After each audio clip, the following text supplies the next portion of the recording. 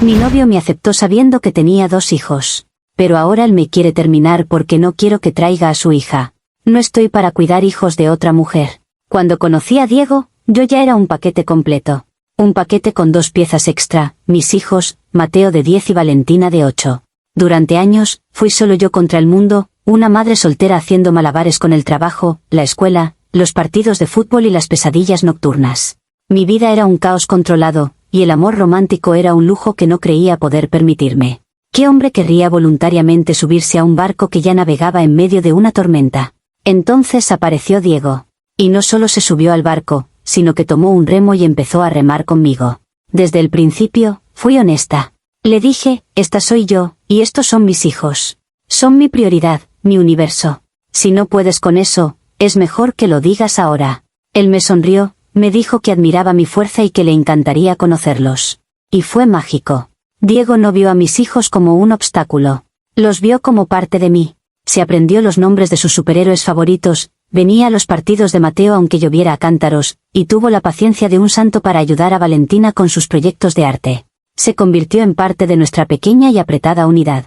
Se convirtió en nuestro pilar. Por primera vez en años, sentí que podía respirar. Construimos una familia. Nuestra familia. Los 4. Las noches de pizza y películas, las guerras de almohadas, los domingos en el parque. Él encajó perfectamente en el rompecabezas de nuestras vidas. Él era la pieza que nos faltaba. Por supuesto, yo sabía que él tenía su propio pasado. Tenía una hija, Sofía, de una relación anterior que terminó hace mucho tiempo. Pero nunca fue un problema real. La niña vivía en otra ciudad con su madre, a cientos de kilómetros de distancia. Diego hablaba con ella por teléfono, la visitaba en vacaciones un par de veces al año. Era una parte abstracta de su vida, una historia de un capítulo anterior. Él había elegido nuestro presente. Había elegido nuestra familia. Nuestra unidad de 4. Ese era el acuerdo tácito. Él me aceptó a mí y a mis 2 hijos. Y a cambio, yo le di todo el amor y la estabilidad que un hombre podría desear. Era un equilibrio perfecto. Uno que yo creía que duraría para siempre. Nuestro equilibrio era tan perfecto que empecé a creer que era indestructible. Diego y yo empezamos a hablar de futuro, de un futuro real. Hablamos de comprar una casa más grande, de casarnos algún día. Yo me permití soñar de nuevo, imaginando una vida en la que no estaba sola al timón. Mis hijos lo llamaban por su nombre, pero con el tipo de afecto y confianza que se reserva para un padre. Mateo le pedía ayuda con las maquetas de ciencias y Valentina insistía en que él le leyera el cuento de buenas noches. Éramos una unidad sellada, feliz y funcional. La grieta apareció una noche de martes. Diego llegó a casa más tarde de lo habitual, con una expresión preocupada que no le había visto nunca. Mientras yo servía la cena, él se quedó de pie en la cocina, con el teléfono en la mano. Me dijo que había estado hablando con su exmujer, la madre de Sofía. A ella le había surgido una oportunidad de trabajo increíble, un proyecto de 2 años en el extranjero. Un ascenso que cambiaría su carrera. Era una oportunidad única en la vida. El único problema era que no podía llevarse a Sofía, que ahora tiene 12 años. No de inmediato, al menos. El traslado era complicado. Yo asentí, escuchando con esa simpatía superficial que se tiene por los problemas de otros que no te afectan. Dije algo como, vaya, qué dilema para ella. Fue entonces cuando Diego soltó la bomba. Lo hizo con una naturalidad que me heló la sangre. Dijo, así que lo hemos hablado y hemos decidido que lo mejor es que Sofía venga a vivir con nosotros. Se me cayó el cucharón de la lasaña en la encimera. Lo miré, esperando que fuera una broma. Pero su cara era completamente seria. Estaba preocupado, sí, pero también aliviado, como si hubiera encontrado la solución perfecta a un problema logístico. ¿Vivir con nosotros?, repetí, y mi voz sonó extraña, lejana. Sí, dijo él, sonriendo por primera vez. Sería increíble, ¿no crees? Podría tener su propia habitación, ir a la misma escuela que los chicos. Finalmente seríamos una familia completa, los 5. Los 5. La palabra resonó en mi cabeza como una campana de alarma. No éramos 5. Éramos 4. Esa era la ecuación que funcionaba. La llegada de su hija no era una simple suma. Era una variable desconocida que amenazaba con desequilibrarlo todo. Mi mente se aceleró, buscando excusas, razones lógicas para rechazar lo que mi instinto gritaba. Le dije, pero Diego, es una adolescente. Apenas la conocemos. ¿Cómo afectaría a Mateo y Valentina? Nuestra casa no es tan grande. Él desechó mis preocupaciones con un gesto de la mano. Dijo que los niños se adaptarían, que son resilients. que el amor hace que el espacio se expanda, que sería bueno para Sofía tener hermanos. Pero yo no pensaba en lo que era bueno para Sofía. Pensaba en mí. Pensaba en mis años de sacrificio, en las noches sin dormir, en las dificultades que superé sola para crear un entorno estable y seguro para mis hijos. Este santuario lo había construido yo, con mis propias manos. Y ahora, él quería introducir a una extraña, a su hija, en el centro de nuestro universo. No estoy para cuidar hijos de otra mujer. El pensamiento fue tan claro y nítido que me asustó. Yo ya había cumplido mi cuota de pañales, de fiebres nocturnas, de dramas escolares. Había pagado mi peaje. La llegada de Diego se suponía que era mi recompensa, mi oportunidad de tener un compañero, no de convertirme en la madrastra de una adolescente resentida. Le dije que era una decisión muy grande, que teníamos que hablarlo con más calma. Pero él no pareció entender mi reticencia. Pensó que mis preocupaciones eran puramente prácticas. No entendió que mi objeción era fundamental. Él había sido aceptado en mi familia. Eso no significaba que yo tuviera que aceptar a toda la suya. Los días siguientes fueron una guerra fría silenciosa. Diego hablaba del tema como si fuera un hecho consumado. Mencionaba cosas como, podríamos poner un escritorio en la habitación de invitados para cuando Sofía haga los deberes. O, leí que la escuela de los niños tiene un programa de música excelente, a Sofía le encantará. Cada una de sus frases era como una pequeña puñalada en mi sensación de seguridad. Él estaba rediseñando nuestro mundo, nuestro santuario, sin mi consentimiento real. Estaba actuando como si mi acuerdo fuera una mera formalidad. Mi resentimiento empezó a crecer, transformándose de una pequeña semilla de inquietud en un árbol de raíces profundas y amargas. La confrontación final llegó el sábado. Los niños estaban en casa de sus abuelos, y estábamos solos. Diego desplegó su ordenador portátil en la mesa del comedor y me mostró fotos de Sofía. Era una niña bonita, con la misma sonrisa de su padre. Me dijo, está tan emocionada de venir. Me preguntó si tú eras simpática. Le dije que eras la mujer más increíble del mundo. Sus palabras, que deberían haberme ablandado, tuvieron el efecto contrario. Me hicieron sentir como una hipócrita. Él le estaba vendiendo a su hija una versión de mí que no existía. No me sentía increíble. Me sentía acorralada. Respiré hondo y se lo dije. Con la mayor calma que pude, pero mi voz temblaba de ira contenida. Le dije, Diego, no puedo hacer esto. No quiero que tu hija venga a vivir con nosotros. Él me miró, confundido, como si no hubiera entendido mis palabras. Me preguntó por qué, y entonces se lo solté todo. Le dije que yo no me había apuntado a eso, que lo acepté a él, pero que ser madrastra a tiempo completo de una adolescente no formaba parte del trato. Le dije que ya había criado a mis hijos, que era mi turno de tener un poco de paz, de tener una pareja para mí, no de empezar de nuevo con los dramas de otra persona. Le dije, con la voz cargada de la injusticia de todo aquello, no estoy para cuidar hijos de otra mujer. La confusión en su rostro se desvaneció, reemplazada por una expresión de incredulidad, que lentamente se convirtió en una decepción tan profunda que me dolió verla. Se quedó en silencio por un largo rato, mirándome como si me viera por primera vez. Y cuando finalmente habló, su voz era baja y controlada. Dijo, aceptaste mi amor. Aceptaste mi ayuda. Aceptaste mi presencia en la vida de tus hijos. Pero no puedes aceptar a mi hija. Le dije que no era lo mismo. Mis hijos estaban aquí desde el principio. Eran parte del paquete original. Su hija era, un anexo. Un cambio en los términos del contrato que yo no había firmado. Él negó con la cabeza, una sonrisa triste y amarga en su rostro. Dijo, nunca hubo un contrato. Pensé que estábamos construyendo una familia. Pero ahora veo que solo me permitiste unirme a la tuya bajo tus condiciones. Mis hijos son bienvenidos, tu hija no. ¿No ves la hipocresía en eso? No era hipocresía. Era autoprotección. Era defender los límites de la vida que yo había construido. Él lo veía como un rechazo a su hija. Yo lo veía como una defensa de mi familia. La nuestra. La de 4. La conversación terminó ahí. Diego cerró su ordenador portátil. Se levantó y dijo que necesitaba salir a tomar aire. Mientras lo veía irse por la puerta, no sentí culpa. Sentí una indignación justa. Él me había aceptado con mis hijos, sí, pero eso era diferente. Yo era una madre soltera necesitada. Él era un hombre que buscaba una familia. Él me necesitaba a mí y a mi estructura familiar tanto como yo lo necesitaba a él. Pero ahora, con esta petición, estaba exigiendo demasiado. Estaba pidiendo un sacrificio que yo no estaba dispuesta a hacer. Y se atrevía a hacerme sentir como la mala de la película por ello. Diego no volvió esa noche.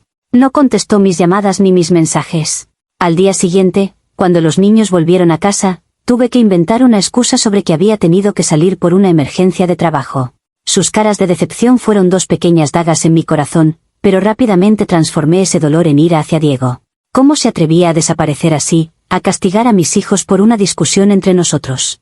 Apareció el lunes por la tarde, justo antes de que yo llegara del trabajo. Estaba sentado en el sofá, esperándome. Los niños ya estaban en casa y, por el silencio tenso en el aire, supe que algo estaba terriblemente mal. Valentina estaba en su habitación y Mateo jugaba con su consola, pero sin el entusiasmo de siempre. Diego me miró cuando entré. No había rastro de la decepción del sábado. Su expresión era de una calma resolutiva, lo que era mucho peor. Me dijo que teníamos que hablar. Le dije que no delante de los niños. Él asintió y dijo que esperaría a que se durmieran. Las siguientes horas fueron una tortura. Fingimos normalidad durante la cena. Ayudé a los niños con sus deberes. Les di un baño. Cada paso de la rutina se sentía como una cuenta atrás hacia una explosión. Cuando finalmente los acosté, volví al salón, donde Diego me esperaba.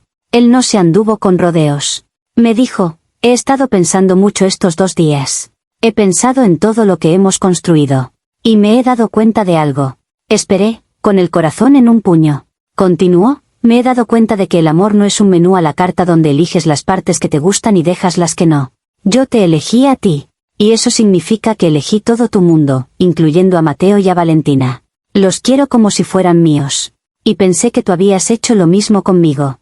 Le interrumpí. Le dije, pero es que no es lo mismo, Diego. Tu hija tiene una madre. Mis hijos solo me tenían a mí. Él me miró, y por primera vez, vi una chispa de ira en sus ojos tranquilos. Dijo, y ahora mi hija me necesita a mí. Necesita a su padre. Y su padre vive aquí. Pensé que este era nuestro hogar. Pero me has dejado muy claro que este es tu hogar, y yo solo soy un invitado a largo plazo. Un invitado al que se le permite quedarse mientras cumpla las reglas. Se levantó y empezó a caminar por la habitación. Luego se detuvo y me miró directamente. Y entonces lo dijo. Las palabras que lo rompieron todo. No puedo estar con alguien que ve a mi hija como una carga. No puedo construir un futuro con alguien que rechaza una parte fundamental de lo que soy. No puedo y no quiero. Lo siento, pero esto se ha acabado. La palabra acabado quedó flotando en el aire. No lo podía creer. Me estaba dejando. Me estaba dejando a mí, y a mis hijos, por una niña que ni siquiera vivía con nosotros. Por una situación hipotética. El pánico se apoderó de mí. Le dije que estaba exagerando, que podíamos encontrar una solución. Quizás Sofía podía ir a un internado cerca. Quizás su madre podía contratar a una niñera. Busqué cualquier alternativa. Él solo negó con la cabeza. Me dijo que la solución no era donde iba a vivir Sofía. Que el problema era mi actitud. El problema era que le había pedido que eligiera entre su felicidad y su hija. Y que él nunca, jamás, elegiría su propia felicidad por encima de su hija. Y entonces lo entendí. No había nada que yo pudiera decir.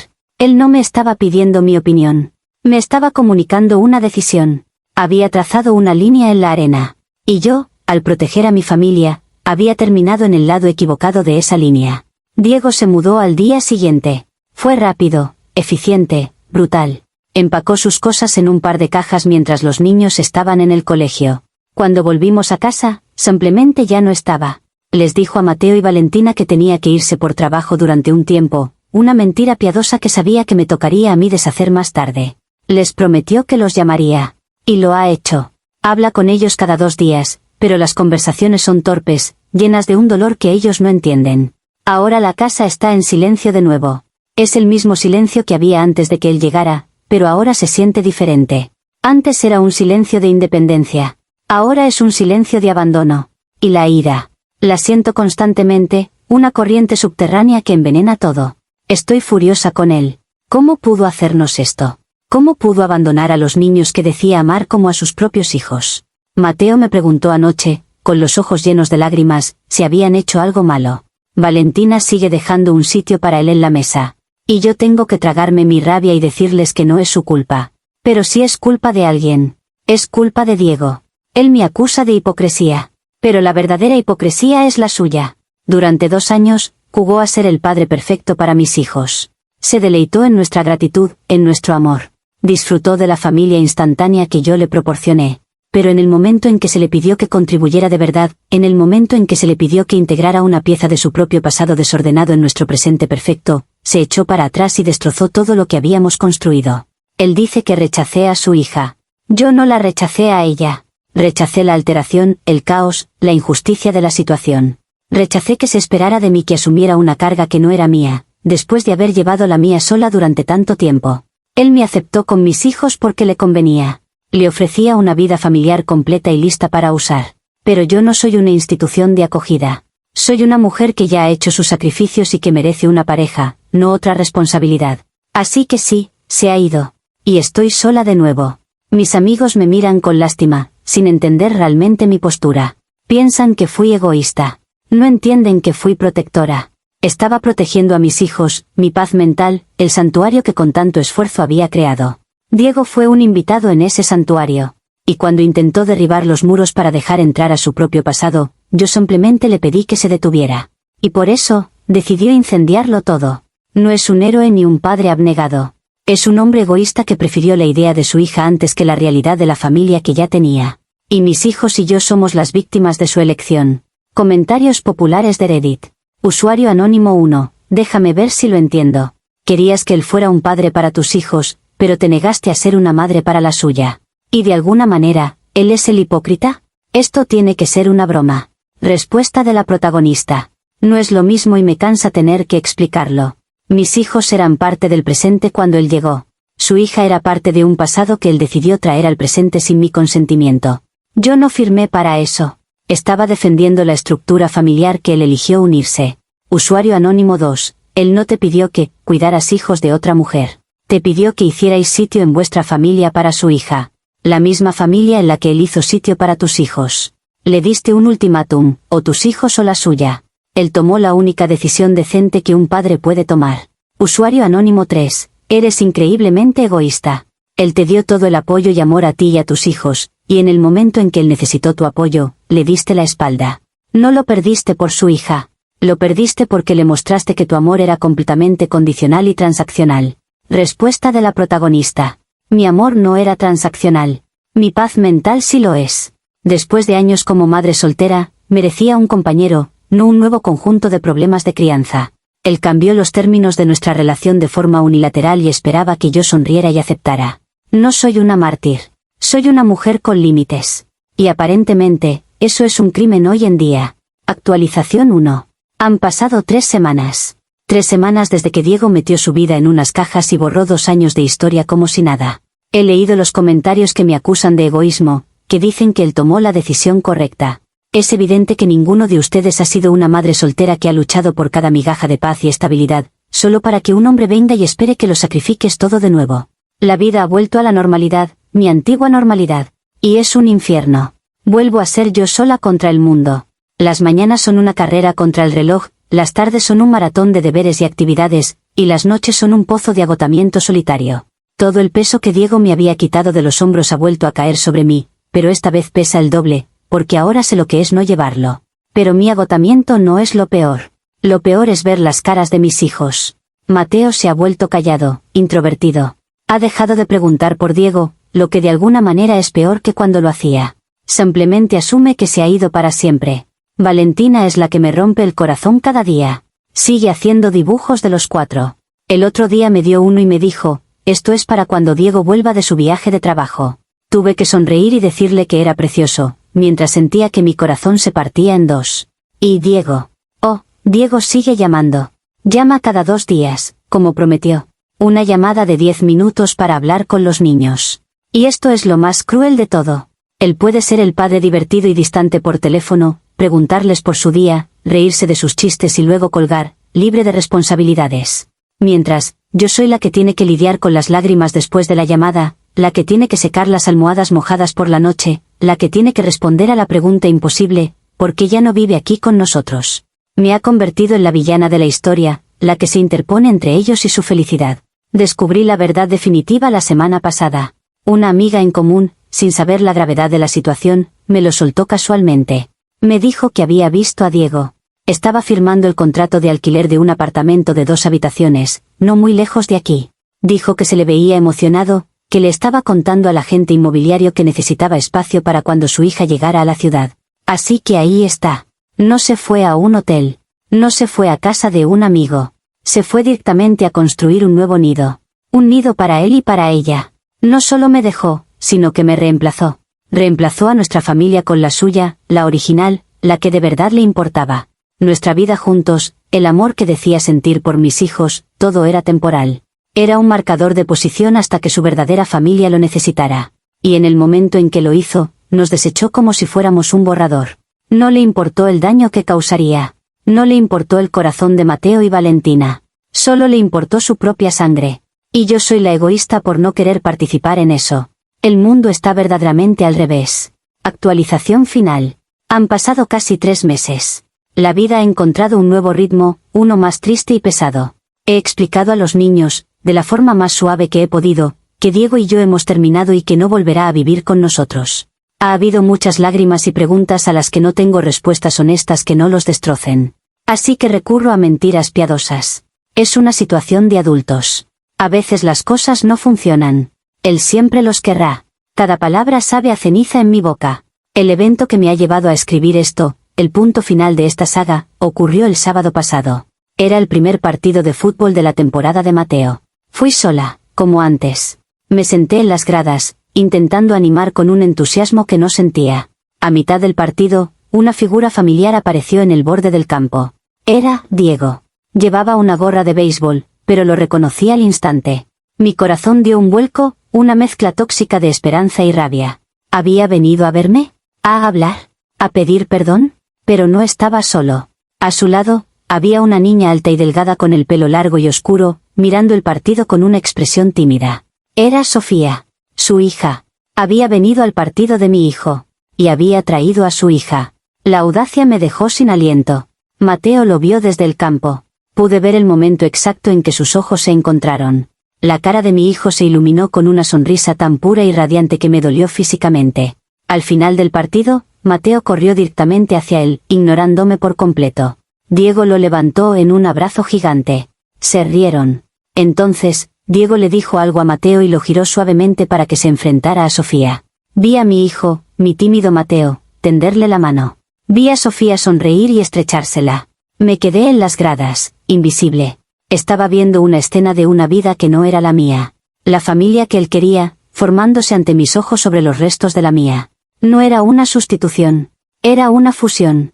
Una que yo había rechazado. Me levanté y me fui. Ninguno de ellos se dio cuenta de que me iba. Mientras conducía a casa, con el asiento del copiloto vacío y el silencio resonando en mis oídos, la verdad final se me reveló. No es que Diego no me amara. No es que no quisiera a mis hijos. Es que su amor es más grande, más expansivo que el mío. Yo veo el amor como un recurso limitado, un pastel que hay que dividir en porciones cada vez más pequeñas. Si entra una nueva persona, mi porción se reduce. Yo amo de forma protectora, defensiva. Construyo muros para mantener a salvo lo que es mío. Diego ama de forma diferente. Para él, el amor no es un pastel, es un fuego. Añadir un nuevo leño no le quita calor a los demás. Simplemente hace que el fuego arda más fuerte. Y esa es la tragedia. Él me ofreció un fuego, y yo le ofrecí muros. Me trajo a su hija no para reemplazar a los míos, sino para añadirla a nuestro círculo. Y yo, en mi miedo y en mi egoísmo nacido del sacrificio, lo vi como una invasión. No soy una mala persona. Soy una persona que ha luchado tanto y durante tanto tiempo que he olvidado cómo no luchar. He olvidado cómo abrir la puerta en lugar de atrancarla. Diego no me dejó por su hija. Me dejó porque vio que mis muros eran demasiado altos y que yo ya no recordaba dónde había puesto la llave para abrir la puerta. Y ahora estoy aquí, a salvo dentro de mis muros, pero terriblemente sola. Y el único calor que siento es el de las cenizas de la familia que yo misma ayudé a quemar.